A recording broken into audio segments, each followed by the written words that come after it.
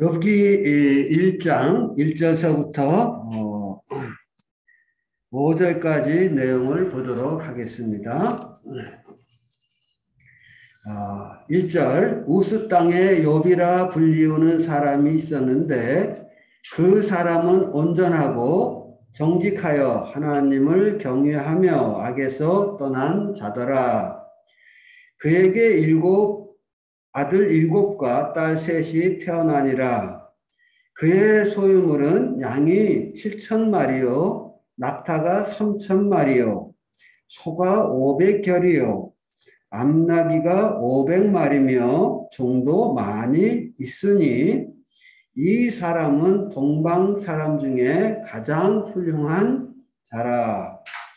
그의 아들들이 자기 생일에 각각 자기의 집에서 잔치를 베풀고 그의 누이 3명도 청하여 함께 먹고 마시더라. 그들이 차례대로 잔치를 끝내면 욥이 그들을 불러다가 성결하게 하되 아침에 일어나서 그의 명수대로 번제를 드렸으니 이는 욥이 말하기를 혹시 내 아들들이 죄를 범하여 마음으로 하나님을 욕되게 하였을까 함이라. 욥의 행위가 항상 이러하였더라. 네, 오늘 욥기 1장 1절서부터 5절까지 읽었는데요. 이 욥기 1장을 통해서 우리는 복음적인 측면과 교훈적인 측면을 함께 생각해 보겠습니다.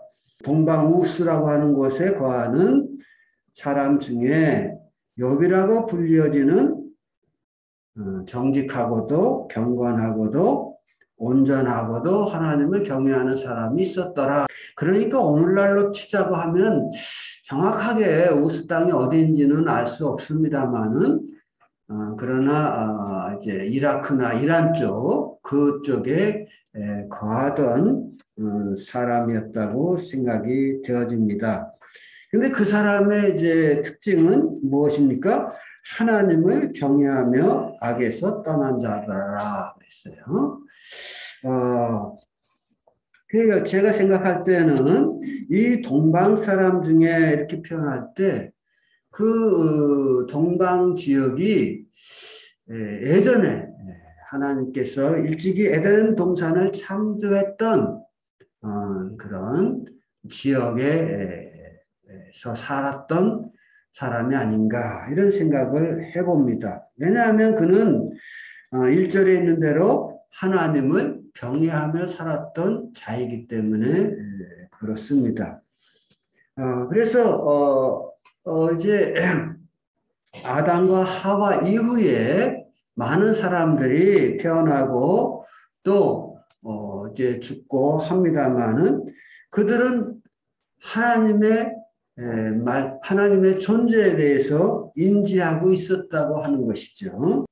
왜냐하면 그는 이제 5절에 보면 자기의 자녀들을 위하여 하나님 앞에 번제를 드리는 이런 예식을 행하는 것을 우리가 보게 되기 때문에 그렇습니다. 번제라고 하는 것은 짐승을 하나님 앞에 예물로 태워드리는 제사를 의미합니다. 아담과 하와가 이제 아벨과 가인이라고 하는 아들들을 낳습니다. 그런데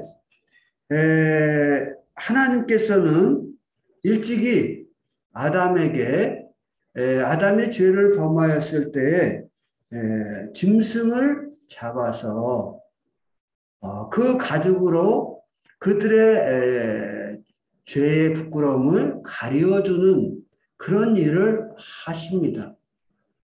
그걸 통해서 이제 죄의 삭은 사망이라고 하는 것을 일찍이 가르치셨고 또 그의 아들 가인과 아벨은 하나님 앞에 죄인된 우리들이 나갈 때에는 그 죄의 삭신 생명을 드림으로 나가야 된다고 하는 것을 그들의 제사를 하나님을 향한 제사를 통해서 배우게 됩니다.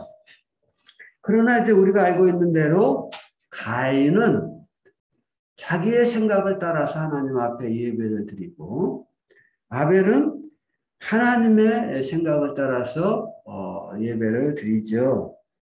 결과적으로 하나님께서 가인의 제사를 거부하시고 아벨의 제사를 받자 이제 그 가인은 그로 인하여 하나님 앞에 분노를 드러냅니다.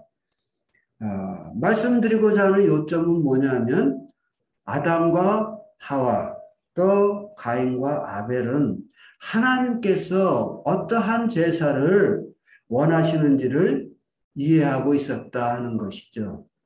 그러나 이제 가인은 그것을 거스려서 제사를 드림으로 하나님 앞에 참 분노를 느끼게 되는 하나님이 가인에게 말씀하죠. 내가 옳다고 하면 내 안색이 어찌 변하느냐 하는 이런 내용으로 말씀을 하십니다.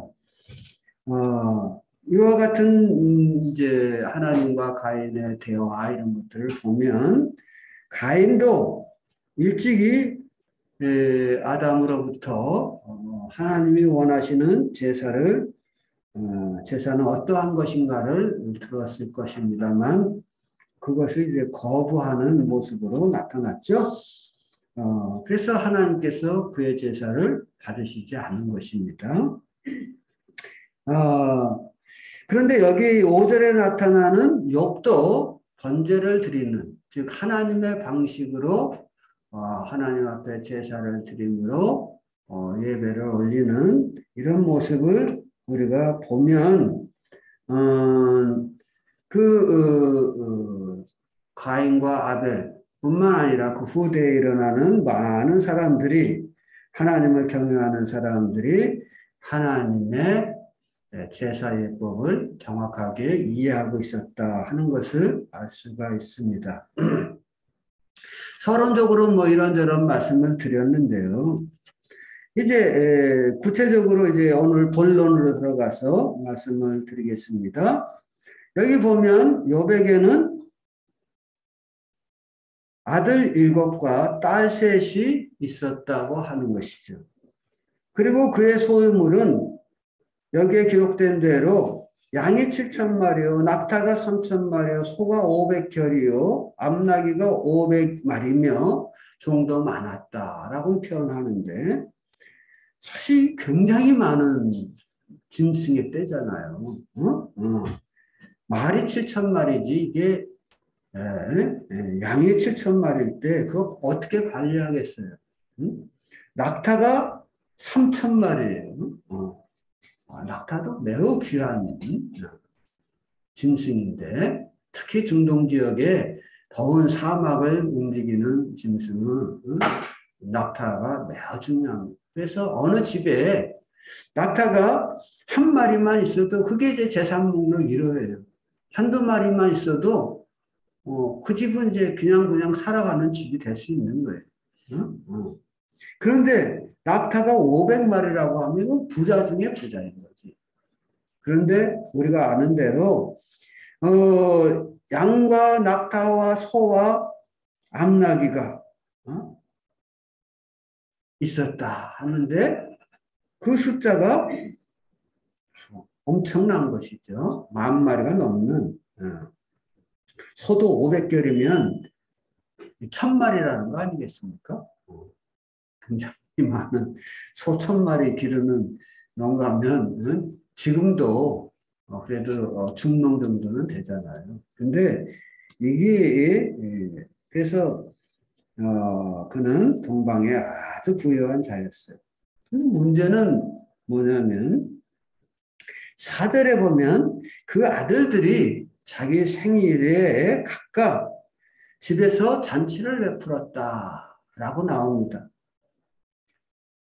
잔치를 베풀 때 그저 뭐 형제들이 잔치를 베풀 때 자기 집에서 자기의 종들과 더불어 같이 이렇게 자기 식구들과 더불어 잔치를 베푸는 것에 머물지 않고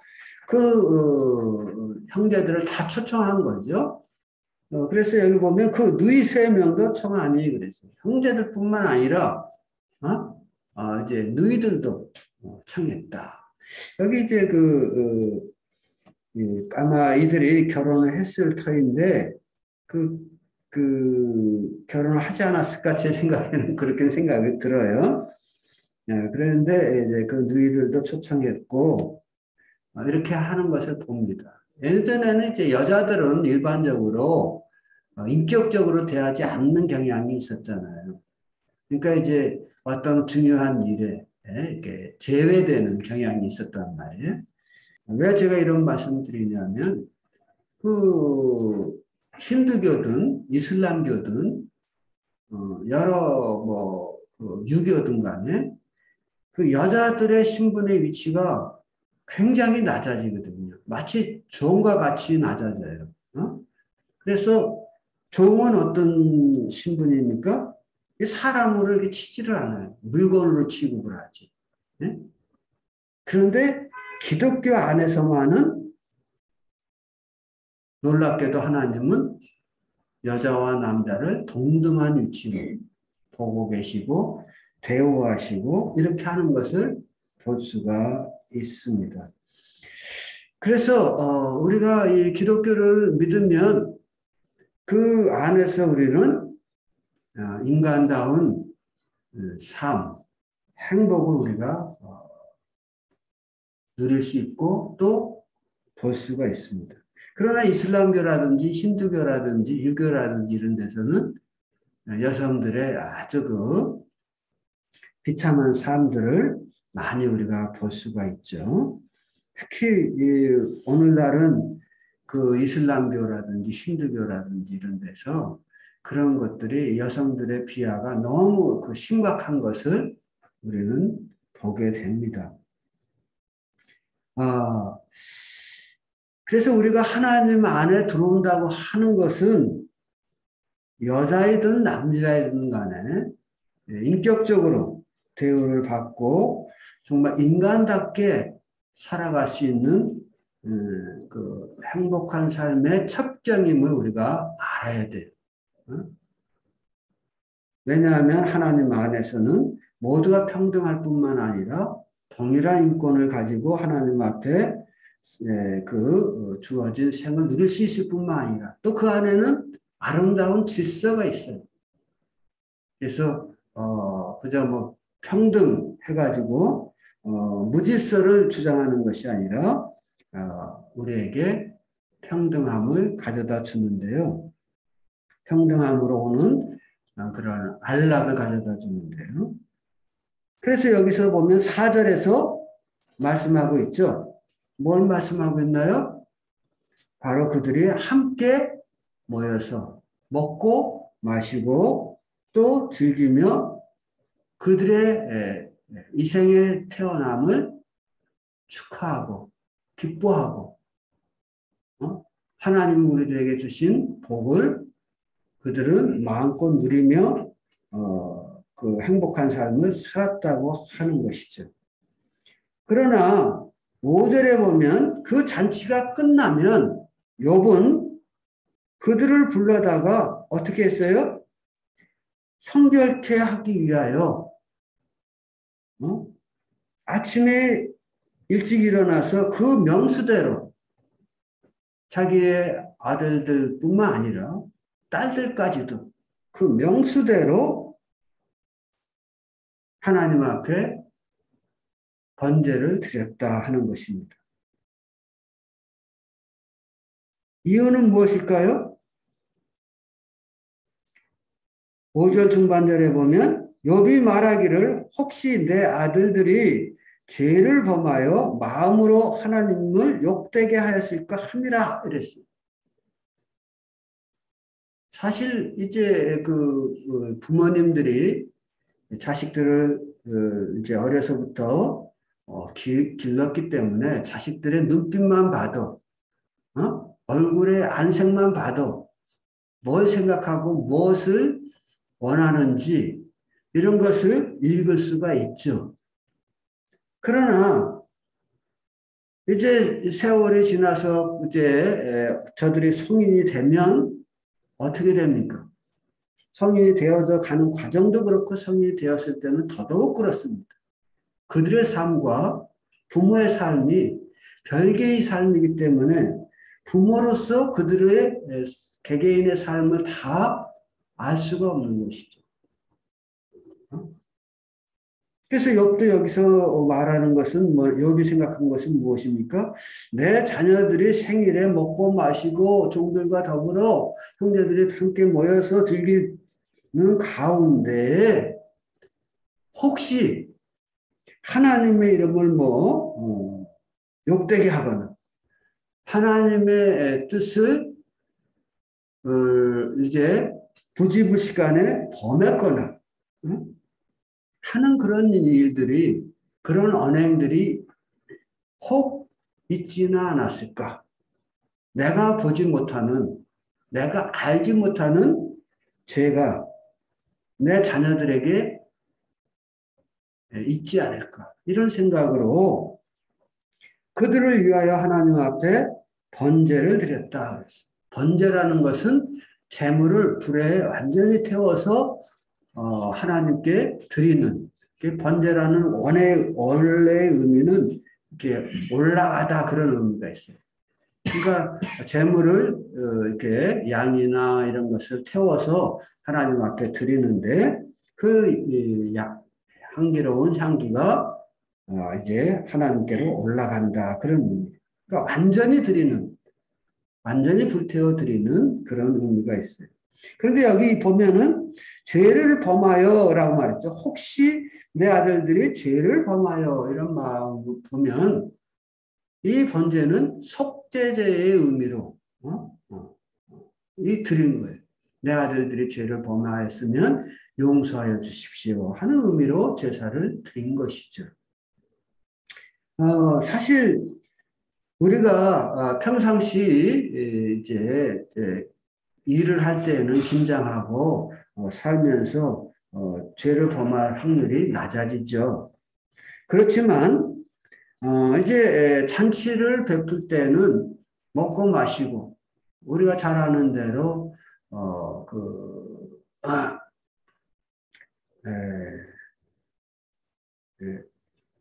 롯이라고 하는 사람이 있었는데 롯이라는 사람이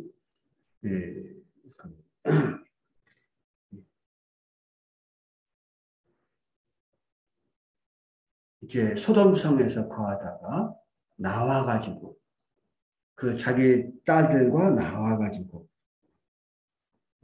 동굴에 거하면서 이제 거하게 되는데요. 그때 이제 딸들이 자기 아버지에게 술을 마시게 하고 그리고 자녀를 잉태하는 과정들이 나옵니다. 뿐만 아니라 노아 시대 때에도 노아가 포도주를 많이 마시고 취함에 그가 벌거벗고 그의 부끄러움을 드러냈다 이런 내용들이 나와요. 그러니까 먹고 마시고 즐기는 과정 속에서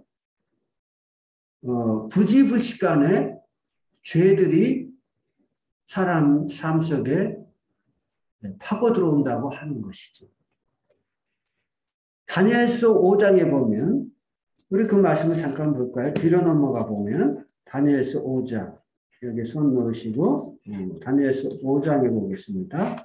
뒤로 넘어가면 다니엘서 5장이 있어요. 다니엘서 성경으로 보면 1200페이지 정도에 1240페이지 정도에 있습니다. 다니엘서 5장에 보면 5장 1절에 벨사살 왕이 그 귀족 1000명을 위하여 큰 잔치를 베풀고 그 나오죠. 그 1000여 명 앞에서 술을 마시니라. 이 잔치에는 술이 빠질 수가 없는 거거든요. 왕의 그 당시에 바벨론 왕 벨사살의 잔치에도 술이 있었어요. 아마 욥의 아들들의 잔치에도 포도주가 있었을 것입니다. 그래서 저들이 술을 마시고 이렇게 할 때 술이 그들에게 들어가니까 술이 그들의 삶의 의식을 흐리게 만들어가지고 2절에 보면 벨사살이 술을 마실 때 명하여 그에 붙인 느부갓네살의 예루살렘 성전에서 탈취해온 그러니까 탈취해온 금, 그릇을 가져오라 명하고 이는 왕과 귀족들과 황후들과 후궁들이 다 그것으로 마시게 하려 함이라. 이 예루살렘 하나님의 전 성소 중에서 탈취해온 은금 그릇을 가져오매 왕이 귀족들과 황후들과 후궁들과 더불어 그것으로 마시더라 그랬어요. 하나님 앞에 드려진 하나님 앞에서 거룩하게 사용되어지던 성전의 기물들을 그들이 먹고 마시기 위한 술그릇으로 저들이 사용했다고 하는 것이죠. 그리고 그 술을 마시고 그들이 어떻게 했어요? 4절에 보면 그 술을 마시고는 금은 구리 새 나무 돌로 만든 신들을 찬양했다 그랬거든요. 그래서 하나님께서 이 일에 대하여 분노하시고 그날 밤에 벨사살 왕이 죽임을 당하도록 역사하십니다. 그러니까 이렇게 잔치가 긴 시간 잔치가 있고 거기에서 술을 먹고 마시고 이렇게 되면 그로 인하여 무너지는 거예요. 사람들이. 우리가 이제 긴 잔치가 있고 술을 먹고 마시고 하는 이야기를 하니까 생각이 나서 말씀드리는데 그 성경에 보면 에스더서라고 하는 성경이 있어요. 그 에스더서에 아하수로 왕이 자기의 위엄을 드러내기 위해서 왕궁에서 큰 잔치를 베풉니다. 그런데 옛날의 잔치는 그냥 하루에 잔치하고 끝나는 게 아니에요. 아하수로의 왕의 잔치는 6개월간 계속되었다 그랬어요. 6개월. 그런데 그 6개월간 계속되는 잔치 중에 아하수로의 왕이 자기 부인이 매우 아름다웠던 것 같아요. 그래서 자기 부인을 신하들 앞에 내 황후의 아름다움을 보여주고 싶어 했습니다. 근데 황후는 그 6개월간 잔치가 계속될 때 황후는 황후 나름대로 뒷뜰에서 여인들과 더불어 또 특별한 잔치를 일주일간 벌이고 있었어요. 그러니까 거기서도 먹고 마시고 하는 일이 일어났겠죠. 근데 문제는 뭐예요? 이 아하수로의 왕이 황후에게 명령을 내립니다. 당신은 예쁘게 꾸미고 와서 신하들에게 당신의 모습을 드러내 보이십시오라고 하자 황후가 그것을 한마디로 거절합니다. 왕의 명령, 황제의 명령을 거절한다는 것은 거의 죽음에 가까운 얘기인데 그 일이 일어나요. 왜 일어났을까요? 성경은 구체적으로 기록하고는 있지는 않지만 제 생각에는 황후 나름대로 또 자기를 따르는 모든 여인들과 더불어 큰 잔치를 베풀면서 먹고 마시고 취하지 않았는가 싶어요. 그러니까 이제 황제도 무섭지가 않은 거라. 그래서 그걸 거절했다가 황후의 자리에서 쫓겨나게 됐죠. 그리고 이제 새로운 황후를 뽑는데 에스더가 뽑히게 됩니다. 어쨌든 말씀드리고자 하는 것은 그 요배 시대 때도 이렇게 생일잔치를 벌리면 요배 시대 때뿐만 아니라 그 팔레스틴 땅에서 부자들이 왕과 같은 왕족들이 조그만 쉽게 말하면 부족들이죠. 부족의 족장들이 잔치를 베풀면 한 일주일씩 이렇게 잔치를 했다고 하는 거예요. 그러니까 모르긴 몰라도 요배 아들들도 잔치를 베풀면 일주일씩 잔치를 베풀지 않았는가 이런 생각이 듭니다. 그러면 거기서 먹고 마시고 즐기는 중에 아까 벨사살 왕의 모습 속에서 우리들이 살펴보았듯이 술이 들어가니까 저들이 하나님 앞에 막 도전하는 행위들을 한다고 말이죠. 어? 그로 인하여 저들이 하나님의 진노로 죽을 줄도 모르고 그런 악을 행하는 것이죠. 그러니까 그 욥의 아들들도 하나님을 경외하는 집안이긴 하지만 이 잔치를 베풀면서 말할 때 예? 또 잔치를 베풀면서 행동할 때에 그들의 잔치는 뭐예요? 그 생일 잔치는 무슨 잔치? 주인공이 아들이야, 아들. 자기들이 주인공이다, 그 말이에요. 그러니까 그들이 아마 자기중심적인 언행들을 하지 않았을까, 이런 생각을 해요. 욥은 지혜로운 사람이라서 분명히 내 아들들이 먹고 마시고 기뻐하면 중에 하나님이 보실 때 불선한 언행들을 하지 않았겠는가 해서 그들을 위하여 잔치가 끝나면 제사를 올렸다 하는 것이죠. 속죄의 제사. 저는 이걸 보면서 무엇을 생각하게 됐냐면 그렇구나. 우리들도 그저 우리의 즐거움을 위하여 우리의 행복을 위하여 우리는 이렇게도 살고 저렇게도 살고 뭐 이것도 하고 저것도 하고 막 그러잖아요. 그런 가운데 우리도 모르는 많은 죄를 짓게 된다고 말이에요. 우리가 아는 대로 하나님의 이름을 망령되이 일컫지 말아라 하는 것이 십계명 중에 들어있어요.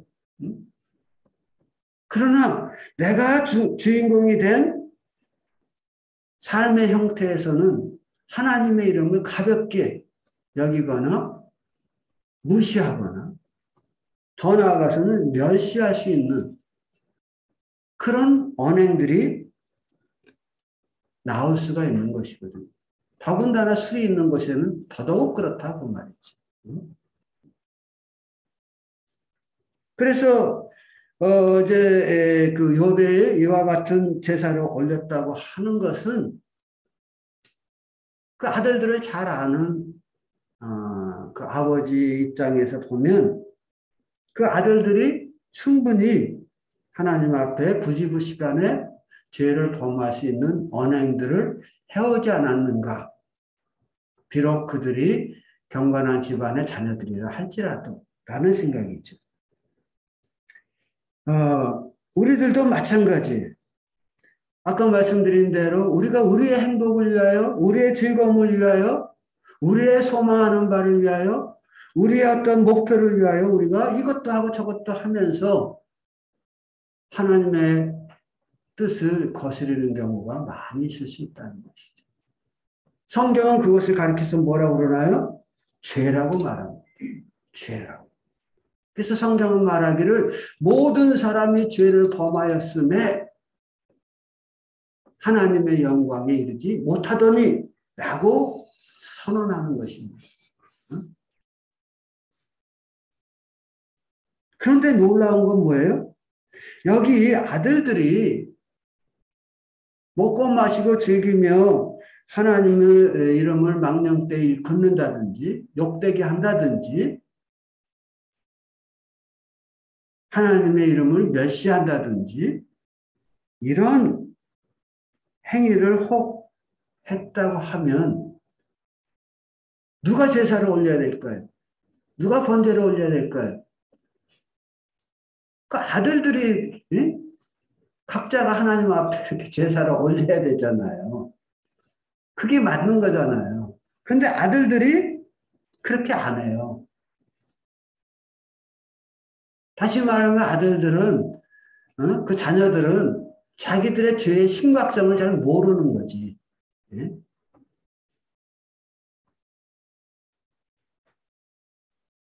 그런데 성경은 말을 합니다. 우리가 언행으로 잘못한 것뿐만 아니라 마태복음에 보면은 우리 주님께서 말씀하시기를 너희가 간음하지 말라 하는 말을 십계명을 통해서 들었지 않느냐. 그런데 내가 너희에게 말하노니 하면서 여자를 보고 음욕을 품는 자마다 이미 저는 간음을 하였느니라 이렇게 말씀해요. 마음에 간음하였느니라 이렇게 말씀합니다. 다른 말로 표현하면 구약에서는 행위로 나타난 것만 죄로 보았어요. 그러나 마음을 살피시는 하나님은 우리가 마음으로 짓는 죄까지도 죄라고 말한다 그 말이죠. 그러므로 이와 같은 하나님의 높은 기준 아래서 그 누가 나는 죄 없다고 말할 수 있겠느냐 하는 것이죠. 그러면 우리가 그 죄에 대하여 심각성을 느끼고 내가 이 죄로 말미암아 하나님의 진노 아래 거하고 있구나. 내가 이 진노에서 어떻게 구원을 얻을꼬라고 고민을 해야 되는데 우리는 그 고민마저도 하지 않는 교만한 심령을 갖고 있는 자들이다. 욥의 아들들도 아마 마찬가지였던 것 같아요. 근데 욥이 아버지의 권위로 그들을 세워놓고 그들을 위해서 일일이 재물을 하나님 앞에 드리면서 내 아들들이 이 잔치를 행하는 중에 범한 죄가 있다고 하면 용서하시옵소서라고 재물을 올리는 것입니다. 마찬가지로 우리들도 죄를 범하였으나 우리 죄의 심각성을 알지 못하고 도리어 어떤 경우는 내가 무슨 죄를 졌다고 하면서 하나님을 도리어 힐문하는 이런 모습들을 우리는 사람들의 삶 속에서 많이 보는 거거든요. 그러나 하나님께서 어떻게 하셨습니까? 우리 죄를 인정치 아니하는 우리들, 또 죄를 알아도 회개하지 않는 우리들, 정말 선악이나 의로움과는 거리가 먼 우리들을 위해서 우리 하나님은 어떤 일을 하셨나요? 그의 아들을 이 땅에 보내시고 그의 아들을 통해서 우리 죄를 용서해 주시는 일을 하셨다는 것이죠. 우리는 알고 있습니다. 예수님이 땅에 오셨을 때 세례 요한이 예수님을 향해서 증거했어요. 보라, 세상 죄를 지고 가는 하나님의 어린 양이로다 라고 예수님을 보고 증거했어요. 왜 예수님께서 하늘의 영광을 버리시고 세상 죄를 지고 가는 어린 양으로 이 땅에 오셔야만 하셨느냐 그 말이죠. 그가 이 땅에 왔음에 자기 백성이 저를 영접지 아니했다 그랬습니다. 영접지 아니했다는 말은 무슨 말이에요?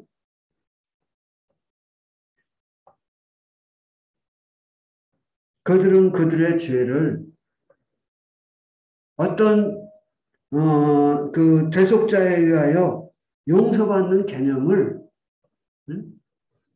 인정하지 않고 있었다는 것 아니겠습니까? 그럴 필요성마저도 안 느꼈는지 모르겠어요. 우리가 우리의 선을 행하고 우리가 어렵게 사는데 무슨 대속자가 필요하냐라는 의미가 되지 않겠습니까? 그러나 하나님은 이런 완악한 마음 가진, 교만한 마음을 가진 그들을 위하여 자기 아들을 십자가에 내어놓으신 것이죠. 어떤 이유로 내놓으셨습니까? 우리의 죄, 자기를 대적하는, 자기 죄가 무엇인지도 잘 모르는 우리의 죄를 속하기 위한 속죄의 제물로 우리 예수님을 드신 거예요. 우리 예수님께서는 그 속죄의 제물로, 여기 욥기서의 표현을 쓰자고 하면 번제의 제물로 우리 예수님이 드려진 것이죠. 그리고 예수님은 십자가에서 우리 죄를 용서하시는 일을 하시고 또 하시기 위하여 죽으셨어요. 마치 번제단 위에 올려지는 양이 죽임을 당해서 번제단 위에서 불태워져 드려짐과 같이 우리 예수님이 십자가 위에서 죽임을 당하시고 또 하나님 앞에 운명하시기 전에 다 이루었다. 나의 죽음을 통해서 저들의 죄값을 다 치렀습니다. 라는 선언을 하고 돌아가신 것이죠.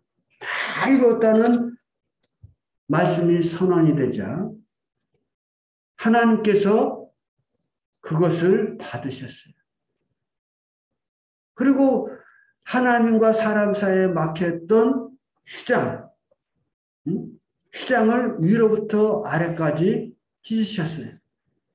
이제 누구든지 하나님 앞에 나올 수 있음을 보여주는 상징적인 사건이죠. 성소의 휘장이 찢어졌다고 하는 것은 이제 죄인이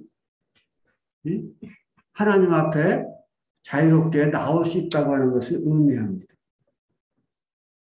결론적인 이야기를 하자고 하면 욥이 그 아들들은 필요성을 못 느꼈을지 몰라도 욥은 필요성을 느끼고 그들을 위하여 제물을 드림으로 아들의 죄를 용서하시는 일을 하였어요. 마찬가지로 우리가 우리 죄에 대하여 제물을 드려야 할 필요성을 느끼지 못할 때 하나님은 우리를 위하여 자기 아들을 우리를 위한 속죄의 제물로 드려 우리 죄를 다 용서받게 하셨다고 하는 거예요. 그리고 우리들에게 말씀합니다. 내 죄가 용서되었다 라고 말씀해 주는 거죠. 이게 얼마나 놀라운 일입니까? 우리 로마서에 있는 말씀 한 말씀 보고 마치겠습니다. 로마서 5장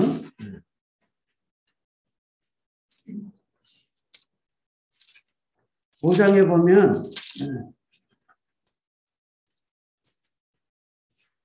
6절 5장 6절 우리가 아직 연약할 때에 기약대로 그리스도께서 경건치 아니한 자를 위하여 죽으셨도다.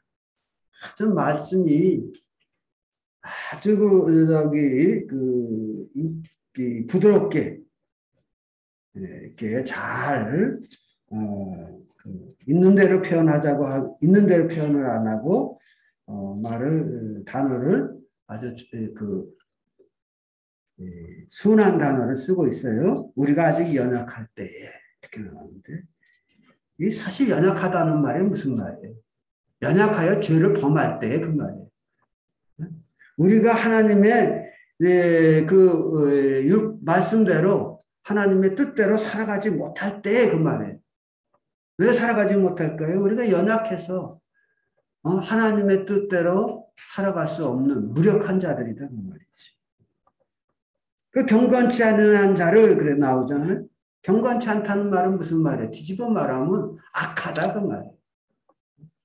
그런데 우리가 하나님의 말씀을 범하고 악하게 살아갈 때에 그리스도께서 우리를 위하여 죽으셨다라고 말하죠. 의인을 위하여 죽는 자가 쉽지 않고 선인을 위하여 용감히 죽는 자가 혹 있거니와 우리가 죄인 되었을 때 8절에 보면 우리가 죄인 되었을 때 죄인을 위하여 누가 자기 목숨을 내어놓겠느냐 그 말이에요. 더더구나 어? 죄 없으신 거룩한 분이 누가 죄인을 위하여 목숨을 내어놓겠느냐. 그러나 우리 예수님께서 그 일을 행하셨다라고 말합니다. 이를 통하여 하나님께서 우리에 대한 자기의 사랑을 확증했다. 이제 욥의 자녀들이 그랬을 거 아니에요. 나중에 깨달았을 거 아니야. 그래도 아버지께서 우리를 위하여 항상 제사를 드려주심으로 하나님께서 우리에 대한 사랑을, 축복을 거두지 않도록 하셨구나. 정말 아버지의 사랑이 참 크고 깊다. 이런 걸 느끼지 않았겠어요? 마찬가지로 우리가 전에 알지 못할 때에는 하나님의 사랑에 대해서 인정하지 않았습니다. 자기 아들까지 희생제물로 삼으시면서 나를 의롭다 하신 하나님, 나를 양자 삼으신 하나님, 그분이야말로 정말 나를 진정 사랑하는 분이 아니냐 하는 것을 깨닫게 됩니다. 네, 감사합니다.